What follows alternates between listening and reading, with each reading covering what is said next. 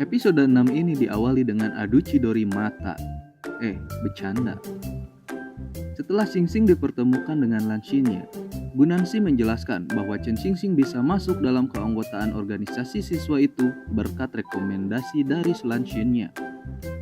Dan mereka juga berada dalam satu divisi. Bu Nancy juga berpesan agar mereka bisa bekerja sama dan menyuruhnya untuk berjabat tangan. Namun, Lan Xinye malah mengabaikan jabat tangan dari Chen Xingxing. Dengan gestur nyebelinnya, Lan Xinye memberitahu bahwa Chen Xingxing harus menjalani masa percobaan selama 1 minggu untuk menjalankan tugas dengan baik. Tak lama seorang pun masuk ke dalam ruangan dan berbicara kepada Lan Xinye. Orang itu adalah Hua Munian, ketua divisi seni budaya. Setelah itu, Lan Xinye pun pergi dan Munian langsung berbicara kepada Chen Xingxing. Karena tak tahan dengan mulut embernya Munian, Chen Xingxing berpura-pura bersin di depannya. Lantas Munian pun marah, namun dengan hanya sedikit rayuan Chen Xingxing, dengan cepat dia bisa membereskannya. Lalu Chen Xingxing langsung menanyakan tugas pertama yang harus dia lakukan. Tugasnya yaitu membawa kursi untuk acara penyambutan siswa baru. Tak sampai di situ, setelah membereskan kursi-kursi tersebut, Xingxing langsung dihadapkan dengan tugas keduanya, yaitu belanja dan pengadaan alat-alat kebutuhan acara dengan anggaran yang terbatas. Namun ya, demi kesuksesan acara dan kesuksesan masa percobaannya, dengan sedikit kesal dia pun mengiyakannya. Scene pun beralih. Karena berita si Tufeng yang akan tampil di acara penyambutan siswa baru telah menyebar, tentu gadis-gadis yang berada di cafe fans club pun tidak ketinggalan. Mereka terus membicarakannya. Di tengah perbincangan mereka, salah satu dari mereka menemukan sebuah webkomik yang isinya tentang penghinaan kepada si Tufeng. Mereka kesal dan penasaran dengan siapa pembuatnya. Siapa ya? Lalu Xin kembali ke Chen Xingxing. Dia sedang ngedumel sendiri di depan handphone. Dan tentu itu membuat si Tufeng yang sedang tidur lelap di sebelahnya terbangun dan menegur Chen Xingxing untuk belajar. Namun teguran itu malah berbalik kepada dirinya.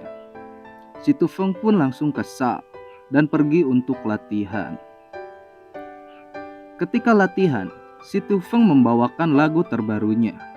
Namun lagu tersebut mendapat penolakan dari beberapa pihak, termasuk Lin Guiyang.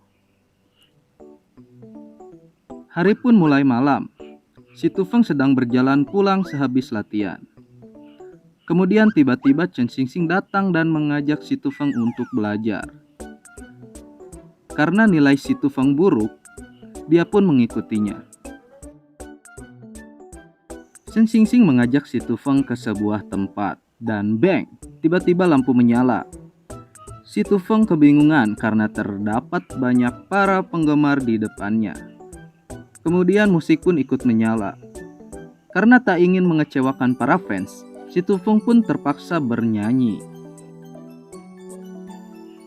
Semua kejadian itu telah direncanakan oleh Chen Xingxing, yang bertujuan untuk menggalang dana memenuhi biaya kebutuhan acara penyambutan siswa baru yang tidak cukup. Banyak akal bebekku ini.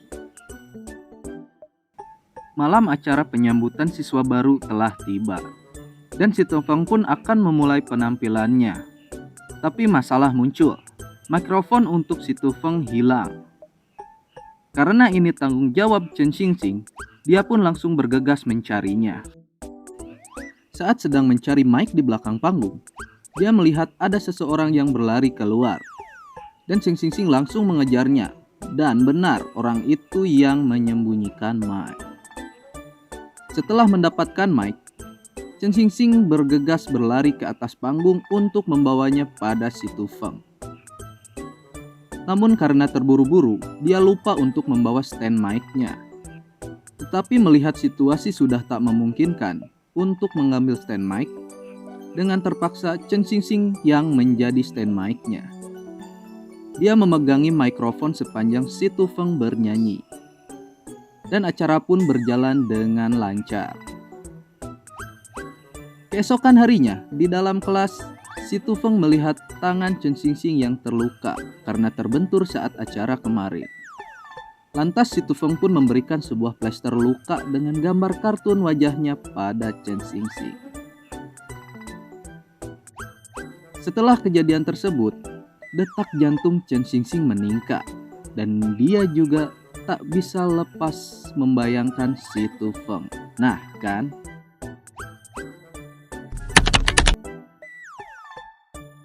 Melihat respon pasar yang ternyata bagus, produser pun menyetujui perilisan lagu baru si Tufeng ini. Setelah itu, mereka berlanjut membahas siapa He Biantao yang telah membuat webkomik tentang si Tufeng. Lanjut. Hari yang cerah di Mingde Academy. Chen Xingxing sedang rapat dengan anggota organisasi siswa dan semua lumayan lancar. Ketika telah selesai rapat, Lanxinnya memberi tugas terakhir dari masa percobaannya, yang tentu saja sangat berat. Tugas itu adalah mengecap semua ID siswa dan membagikannya kepada semua siswa di Mingde Academy. Merasa dijahili oleh Lanxinnya, Chen Xingxing menemukan cara untuk membalasnya. Malam pun telah tiba. Ketika Chen Xingxing kembali ke asrama, dia melihat Fang Fang sedang menangis. Dan keesokan harinya, Fang Fang mengatakan bahwa ayahnya harus dioperasi dan membutuhkan banyak biaya. Mendengar hal tersebut, Xingxing berniat untuk membantunya. Xin pun beralih ke trio geng Lanxinnya yang sedang penasaran melihat kerumunan orang di depan papan pengumuman kampus. Lalu mereka pun langsung mengeceknya. Dan tada! Foto wajah tanpa make up mereka bertiga terpampang jelas di sana. Mereka menjerit dan lari karena malu. Pembalasan Chen Xingxing sukses besar. Lalu ketika Chen Xingxing sedang menatap kemenangannya, dia melihat ada sebuah poster audisi model music video dengan pembayaran kolaborasi 2.000 yuan. Melihat angka tersebut, Xingxing memutuskan untuk ikut casting demi membantu biaya operasi ayah sahabatnya. Tetapi dengan penampilannya yang seperti itu, semua orang tidak yakin Chen Xingxing akan lolos audisi. Namun demi 2.000 yuan untuk membantu Fang Fang, dia tetap optimis. Sesampainya di tempat audisi, ternyata benar, dia langsung ditolak di tempat pendaftaran karena penampilan samarannya itu. Lalu Chen Xingxing berpikir untuk menyerah. Namun demi membantu sahabatnya, dia pun memberanikan diri melepas penyamarannya dan menggunakan nama Xingchen. Berkat penampilan aslinya, dia pun langsung bisa mengikuti audisi. Sesi audisi pun dimulai. Xingxing bersaing bersama Lanxinnya dan 3 orang lainnya.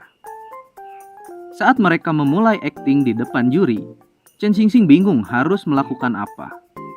Dia pun membuka handphonenya untuk mencari referensi.